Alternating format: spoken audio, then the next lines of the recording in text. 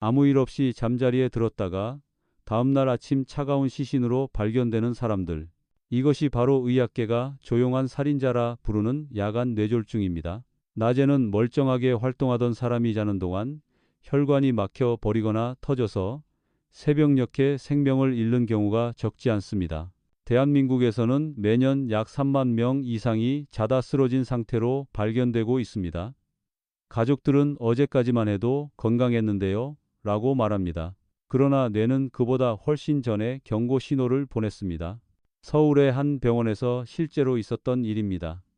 69세의 김정호 씨는 전날 친구들과 저녁을 먹고 평소처럼 잠자리에 들었습니다. 다음 날 아침 아내가 깨우자 아무 반응이 없었습니다. 구급차가 도착했을 때 이미 숨이 멎은 상태였고 병원에서는 야간 뇌경색으로 진단했습니다. 의사는 이렇게 말했습니다. 혈관이 막히는 순간이 새벽 4시쯤이었을 겁니다. 가족들이 옆에 있었지만 아무도 몰랐습니다. 문제는 바로 이겁니다. 야간 뇌졸중은 소리 없이 진행됩니다. 통증이나 외부 자극이 없기 때문에 환자 본인조차 알아채지 못합니다. 혈류가 점점 줄어들다가 결정적인 순간에 산소 공급이 끊기면서 의식이 사라지는 것입니다. 대부분의 환자는 그 순간 꿈을 꾸듯 서서히 사라집니다. 하지만 이런 죽음은 결코 운명이 아닙니다. 의사들은 말합니다. 야간 뇌졸중의 80%는 예방할 수 있습니다. 공거에서 이계가스대가 다시가스니자 그 시작은 자기 전 단오분의 관리와 작은 습관 교정에서 비롯됩니다. 그러나 많은 사람들이 그 신호를 무시합니다. 특히 자는 동안은 몸이 쉬고 있으니까 안전하다는 생각이 가장 위험합니다. 밤은 휴식의 시간이지만 뇌에게는 가장 위험한 시간이기도 합니다. 이제부터 우리는 이 조용한 살인자가 언제, 왜, 그리고 어떻게 찾아오는지 정확히 알아야 합니다. 그래야만 부모님과 우리의 생명을 지킬 수 있습니다. 이야기의 시작은 바로 잠자는 동안 뇌에서 일어나는 변화입니다. 사람이 잠을 자면 뇌도 함께 쉬는 것처럼 보입니다. 그러나 의학적으로 보면 뇌는 잠자는 동안에도 끊임없이 일하고 있습니다. 심박수와 혈압은 낮 시간보다 10-20% 낮아지고 혈류의 흐름이 느려집니다. 이때 문제가 생깁니다. 특히 나이가 들수록 혈관의 탄력이 떨어지기 때문에 혈류가 느려지면 혈액이 한 곳에 고이게 됩니다. 그것이 바로 혈전쇠산입니다. 이 혈전이 잠자는 동안 커지고 어느 순간 뇌혈관을 막으면 아무런 소리도 없이 뇌졸중이 발생합니다.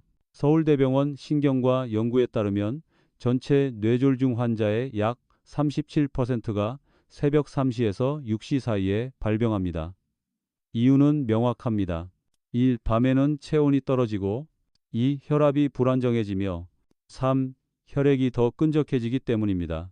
이 세 가지가 겹치면 작은 혈전 하나가 폭발적인 결과를 초래합니다. 특히 고혈압, 당뇨, 고지혈증을 가진 분들은 이 시간대에 뇌로 가는 혈류량이 평소의 절반 이하로 떨어집니다.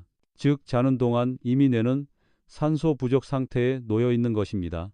70세 윤영자 씨는 평소 혈압이 조금 높은 편이었지만 별다른 증상은 없었습니다. 어느 날 새벽 화장실에 가려다 그대로 쓰러졌습니다. 다행히 가족이 바로 발견해 응급실로 이송됐습니다. 의사는 말했습니다. 새벽 4시 10분 혈류가 완전히 막히기 직전이었습니다. 조금만 늦었어도 위험했을 겁니다. 뇌졸중의 무서움은 자다가도 일어난다는 것입니다. 그 이유는 자는 동안 우리의 감시 시스템이 꺼져 있기 때문입니다. 의식이 없고 신체는 휴식 상태에 있으니 뇌가 보내는 위험 신호를 느끼지 못합니다. 그래서 깨어났을 때 이미 말이 어눌해지고 팔이 움직이지 않는 것입니다. 의사들이 강조하는 말이 있습니다. 낮에는 몸이 방어하지만 밤에는 뇌가 혼자 싸운다. 이 말이 바로 야간 뇌졸중의 본질입니다. 오늘 밤 잠자리에 들기 전 한 번만 기억하세요. 뇌는 자지 않습니다. 그리고 그 한순간의 방심이 인생을 바꿀 수도 있습니다. 의사들은 새벽 3시에서 5시를 뇌의 사각지대라고 부릅니다. 이 시간대는 신체의 모든 기능이 가장 느려지는 시기입니다. 체온은 하루 중 가장 낮고 혈압은 급격히 떨어지며 심박수도 안정되어 보이지만 실제로는 위험한 상태입니다. 특히 고령층의 경우 혈관벽이 단단해지고 내경이 좁아지면서 혈류가 원활하게 흐르지 못합니다. 이때 혈류 속도가 느려지면 작은 혈전이 형성되고 그것이 새벽녘에 뇌혈관을 막아버립니다. 서울아산병원의 연구 결과에 따르면 뇌졸중 환자 중 약 42%가 새벽 시간대에 발병했고 그중 절반 이상이 수면 중 또는 기상 직후에 증상을 느꼈습니다. 이유는 명확합니다. 밤새 체내 수분이 증발하고 땀이나 호흡을 통해 수분이 빠져나가면서 혈액이 진해지기 때문입니다. 물을 마시지 않고 잠들면 아침에는 혈액이 진한 커피처럼 끈적해집니다. 이 상태에서 혈관이 좁아져 있거나 노폐물이 쌓여 있다면 한순간에 막히는 것은 시간 문제입니다. 75세 김선호 씨의 사례는 의사들에게도 충격이었습니다. 평소 건강검진에서도 큰 이상이 없었던 김 씨는 평소와 다름없이 잠이 들었지만 새벽 3시경 갑자기 몸이 떨리며 숨이 막혔습니다. 가족이 발견했을 때 이미 의식이 없었고 병원 도착 후 새벽형 뇌졸중으로 판명되었습니다. 의료진은 수면 중 혈압이 급격히 떨어진 것이 원인이라고 설명했습니다. 이 시간대에 뇌가 취약한 또 다른 이유는 자율신경의 불균형입니다. 자면서 교감신경이 억제되고 부교감신경이 우세해지는데 이때 혈관이 과도하게 이완됩니다. 뇌로 가는 혈류가 갑자기 줄어들면 뇌세포는 몇 분 만에 손상을 받습니다. 뇌는 피를 10초만 공급받지 않아도 기능을 멈춥니다. 이 때문에 전문가들은 이렇게 말합니다. 새벽 3시부터 5시까지가 뇌졸중의 그림자가 가장 짙게 들이우는 시간입니다. 그러나 무섭다고 겁먹을 필요는 없습니다. 이 시간대를 이겨내는 방법은 분명히 있습니다. 그것은 야간에 작은 신호를 놓치지 않는 것, 그리고 잠들기 전 뇌혈류를 안정시키는 습관입니다. 이제부터 그 신호를 하나씩 알아보겠습니다. 많은 사람들이 자는 동안 머리가 아프다는 것을 대수롭지 않게 생각합니다. 하지만 그것은 단순한 피로가 아닐 수 있습니다. 갑작스럽게 찾아오는 극심한 두통, 그리고 아침에 일어났을 때 목이 뻣뻣하거나 뒤통수가 무겁게 느껴지는 증상은 야간 뇌졸중의 첫 번째 경고일 수 있습니다. 이 증상은 특히 출혈성 뇌졸중의 전조로 나타납니다. 자는 동안 혈압이 급격히 변하면서 약해진 혈관 벽이 미세하게 터지거나 부풀어 오를 수 있습니다. 뇌 속에서 피가 스며나오면 뇌막을 자극하면서 강한 통증을 유발합니다. 그러나 사람들은 이 통증을 잠결의 두통이나 베개가 불편해서 그런가 보다 하고 넘깁니다. 이것이 가장 치명적입니다. 실제 사례를 보겠습니다. 68세의 최경숙 씨는 새벽 2시쯤 머리가 깨질 듯 아파 눈을 떴습니다. 조금만 누우면 괜찮겠지 하고 다시 잤지만 아침에 일어났을 때 목이 돌처럼 굳어 있었습니다. 손끝이 저리기 시작했고 거울을 보니 얼굴 한쪽이 내려앉아 있었습니다. 병원에 도착했을 때는 이미 지주막 하출혈 진단을 받았습니다. 의사들은 이렇게 말합니다. 수면 중 통증이 심해 잠을 깰 정도라면 단순한 두통이 아닙니다. 특히 목이 뻣뻣하고 어깨 근육이 경직된 느낌이 동반될 경우 즉시 병원을 찾아야 합니다. 뇌졸중의 초기 증상은 대부분 통증 없는 침묵형으로 나타나지만 일부 환자에게는 이런 극단적인 통증이 경고등처럼 나타납니다. 문제는 대부분의 사람들이 그 경고등을 무시한다는 것입니다. 이 두통이 사라지면 괜찮아졌네 하고 안심하지만 사실상 그 순간 이미 뇌 안에서는 출혈이 진행 중일 수도 있습니다. 밤에 머리가 깨질 듯 아프거나 자주 목이 뻣뻣하다면 절대 가볍게 넘기지 마세요. 그것은 뇌가 보내는 첫 번째 살려달라는 신호일지도 모릅니다. 야간 뇌졸중의 두 번째 경고는 한쪽 팔이나 다리의 감각 이상입니다. 자는 동안 자세를 바꾸거나 눌린 탓이라고 생각하기 쉽지만 실제로는 뇌혈류의 불균형에서 비롯된 경우가 많습니다. 만약 자고 일어났을 때 왼쪽 손이 묵직하거나 오른쪽 다리가 내 마음대로 움직이지 않는다면 그것은 단순한 저림이 아닙니다. 특히 뇌경색 이스케믹의 스트로크의 초기 단계에서 이런 현상이 나타납니다. 혈전이 뇌의 한쪽 혈관을 막으면 반대쪽 신체 부위의 감각이 둔해지거나 힘이 빠집니다. 이때 대부분의 사람들은 잠을 잘못 잤나 하며 넘어갑니다. 하지만 몇 시간 안에 증상이 악화되면 말을 못하거나 얼굴이 한쪽으로 처지게 됩니다. 뇌졸중은 이처럼 작은 이상으로 시작해 돌이킬 수 없는 결과를 낳습니다. 실제 사례를 보겠습니다. 74세의 박정자 씨는 새벽에 화장실을 가려다 오른쪽 다리에 힘이 풀리면서 넘어졌습니다. 그날 오전까지도 말을 할 수 있었지만 병원에 도착했을 땐 이미 좌측 중대뇌동맥 경색이 진행 중이었습니다. 의사는 말했습니다. 새벽에 처음 감각 이상이 올 때 바로 병원에 오셨다면 후유증 없이 회복하셨을 겁니다. 이처럼 감각 이상은 단순한 증상이 아니라 뇌의 구조적인 문제를 알리는 신호입니다. 특히 한쪽 팔다리만 저리거나 찌릿한 전류 같은 느낌이 지속된다면 반드시 즉시 검사를 받아야 합니다. 또한 이런 감각 이상은 밤에만 나타나는 경우가 많습니다. 왜냐하면 자는 동안 혈압이 떨어지고 혈류 속도가 느려지기 때문에 낮에는 버티던 뇌혈관이 새벽에는 한계에 도달하기 때문입니다. 이 신호를 무시하는 순간 다음 단계로 넘어갑니다. 그 다음은 언어와 시각의 이상입니다.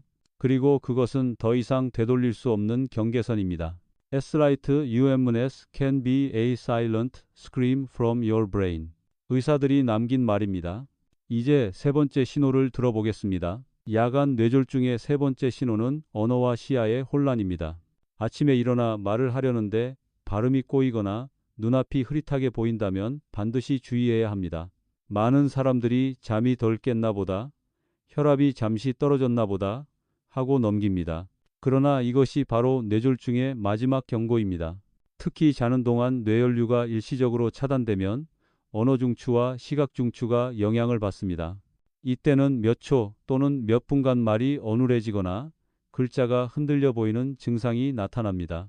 이것을 의학적으로는 일과성 허혈 발작 TIA라고 부릅니다. 쉽게 말해 뇌졸중이 완전히 터지기 직전의 예고편입니다. 미국 심장학회에 따르면 TIA 환자의 약 30%가 48시간 내에 본격적인 뇌졸중으로 발전합니다. 72세 이명순 씨의 경우가 대표적입니다. 그녀는 아침 식사 중 밥 좀 하다가 갑자기 말을 잇지 못했습니다. 가족은 놀라 병원으로 데려갔고 의사는 즉시 MRI를 찍었습니다. 결과는 우측 대뇌 피질 허혈. 다행히 조기 치료로 큰 후유증은 없었지만 의사는 이렇게 말했습니다. 만약 3시간만 늦었어도 반신마비가 왔을 겁니다. 뇌졸중 치료에는 골든타임 4시간 반이라는 말이 있습니다. 혈류가 차단된 후 4시간 30분 안에 치료를 받으면 회복 가능성이 높지만 그 시간을 넘기면 손상된 뇌세포는 다시 살아나지 않습니다. 즉, 아침에 말을 제대로 못하거나 한쪽 눈이 잘 안 보이는 순간 그 시각이 생명을 결정짓는 시점입니다. 특히 고령자들은 잠자기 전 혈압약이나 수면제를 복용하는 경우가 많은데 이런 약물은 일시적으로 혈압을 과도하게 낮춰 뇌로 가는 혈류를 줄일 수 있습니다. 그래서 의사들은 말합니다. 아침에 말이 꼬이거나 시야가 흐리면 병원에 가는 대신 5분만 더 누워있지 마세요. 말과 시야의 혼란은 단순한 피로가 아닙니다. 그것은 뇌가 보내는 마지막 SOS 신호입니다. 그 신호를 알아채는 사람이 생명을 지킵니다. 야간 뇌졸중의 네 번째 경고는 심장과 자율신경계의 이상 반응입니다. 많은 분들이 새벽에 갑자기 가슴이 두근거리거나 식은땀을 흘리며 잠에서 깬 경험이 있을 겁니다. 대부분 악몽을 꿨나 보다, 혈압이 잠시 올랐나 보다 라고 생각하고 다시 잠이 듭니다. 하지만 이것은 단순한 불면이나 스트레스 반응이 아닐 수 있습니다. 의학적으로 보면 이런 증상은 뇌졸중의 전젠 단계일 가능성이 높습니다. 특히 심방세동 아트라이얼 피브릴레이션이라는 불규칙한 심장박동이 있는 사람은 자는 동안 혈액이 심방에 고여 혈전을 형성하게 됩니다. 이 혈전이 아침에 일어날 때 혈류를 타고 뇌로 이동하면 몇 분 안에 뇌혈관을 막습니다. 이것이 바로 심장성 색전증 뇌졸중입니다.